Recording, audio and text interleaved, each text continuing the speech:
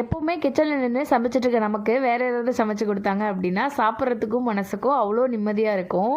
அதே மாதிரி தான் இன்றைக்கி என் ஹஸ்பண்ட் கிட்ட மந்தி பிரியாணி செஞ்சு கொடுங்க அப்படின்னு சொல்லியிருந்தேன். அவர் நார்மல் பிரியாணியே கிட்டத்தட்ட ஒரு 2 மணி நேரத்துக்கு மேலே செய்வார். ஆனால் என்னமோ அவங்க பண்ணுற வேலை பார்த்தீங்கன்னா சட்டிக்குள்ளே எண்ணெயை ஊற்றி வெங்காயத்தை வதக்கிறதா மட்டும்தான் இருக்கும். மற்ற வேலையெல்லாம் நம்ம தான் கட்டிங்கு க்ளீனிங்கு, கிச்சனில் யூஸ் பண்ணாத பாத்திரத்தை கூட எடுத்து யூஸ் பண்ணிவிடுவாங்க. ரொம்ப நேரம் சமைக்கக்கூடிய என் ஹஸ்பண்டே சீக்கிரமாக பண்ணுற ரெசிபி அப்படின்னா இந்த மந்தி பிரியாணி தான். வாங்க எப்படி பண்ணலாம் அப்படின்னு உங்களுக்கு சொல்லித்தரேன். ஃபஸ்ட்டே ஸ்க்ரீனில் காமிச்ச ஸ்பைசஸ் எல்லாமே வறுத்து ஆற வச்சு நல்லா பொடி பண்ணிக்கோங்க. எண்ணெய் ஊற்றி அது கூட வெங்காயம், பூண்டு, பச்சை மிளகாய் இது எல்லாமே சேர்த்து ஃப்ரை ஆனதுக்கப்புறம் நம்ம ரெடி பண்ணி வச்சுருக்க மசாலாவும் போட்டு சிக்கனும் போட்டு நல்லா ஃப்ரை பண்ணிக்கலாம். இந்த மந்தி பிரியாணிக்கு இன்னொரு முக்கியமான பொருள் பார்த்திங்க அப்படின்னா காஞ்சு போன லெமன். மேக்ஸிமம் நம்ம விட்டு ஃப்ரிட்ஜ்லேயே இருக்கும். அப்படி இல்லை அப்படின்னா நாட்டு மருந்து கடையில் வாங்கிக்கோங்க. சிக்கன் நல்லா ஹாஃப் குக் ஆனதுக்கப்புறம் சிக்கனை மட்டும் எடுத்துகிட்டு அது கூட ரைஸ் சேர்த்து தண்ணியும் ரைஸும் ஈக்குவல் ஆனதுக்கப்புறம் தம் போட்டுக்கலாம். மந்தி பிரியாணியில் மந்தி ரைஸ் தனியாகவும் சிக்கன் தனியாகவும் பண்ணுற மாதிரி இருக்கும். சிக்கன் மசாலா போடுறதுக்கு நம்ம ரெடி பண்ணி வச்சுருக்க மசாலா, அது கூட தயிர், அதுக்கப்புறம் வந்து பார்த்திங்கன்னா கொஞ்சமாக மிளகாத்தூள் போட்டுக்கோங்க.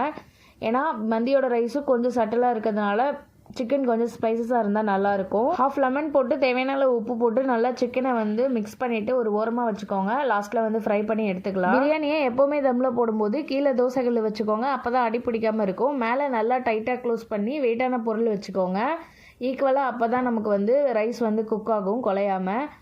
எப்போவுமே மந்தி பிரியாணி கூட கொடுக்குற சட்னி தான் அந்த மந்தி பிரியாணியை இன்னுமே சட்னி பண்ணுறதுக்கு 3 தக்காளி, 2 பச்சை மிளகா, 2 பல்லு பூண்டு இது எல்லாமே மிக்சியில் அரைச்சிட்டு அது கூடவே தேவையான அளவு உப்பு போட்டுக்கோங்க. லைட்டாக சுகர் போட்டிங்க அப்படின்னா கொஞ்சம் டேஸ்ட்டு வந்து ஈக்குவல் பண்ணிக்கோங்க. ஃபஸ்ட்டு சிக்கனை லைட்டாக தோசைக்கல்லில் ஃப்ரை பண்ணிக்கோங்க. அதுக்கப்புறம் இந்த மாதிரி ஃபுல்கா ஸ்டாண்ட் இருந்துச்சு அப்படின்னா அதில் கொஞ்சம் நேரம் ஃப்ரை பண்ணிங்க அப்படின்னா அந்த கிரில் ஃபீல் வரும். அதுக்காக தான் மந்தி பிரியாணிக்கு மேலே போடுறதுக்கு முந்திரி பருப்பு திராட்சை வந்து பார்த்திங்க அப்படின்னா நெய்யில் வந்து வறுத்துருக்கேன். அது கூடவே கொஞ்சமாக ஃப்ரைட் ஆனியனும் வச்சுருக்கேன்.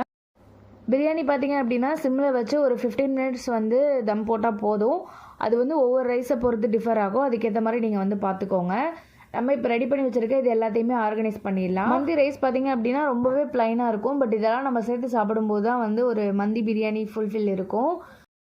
இந்த வீடியோ பார்த்துட்டு யாராவது ட்ரை பண்ணிங்க அப்படின்னா எப்படி இருந்துச்சு அப்படின்னு சொல்லி மறக்காமல் கமெண்டில் வந்து ஷேர் பண்ணுங்கள்.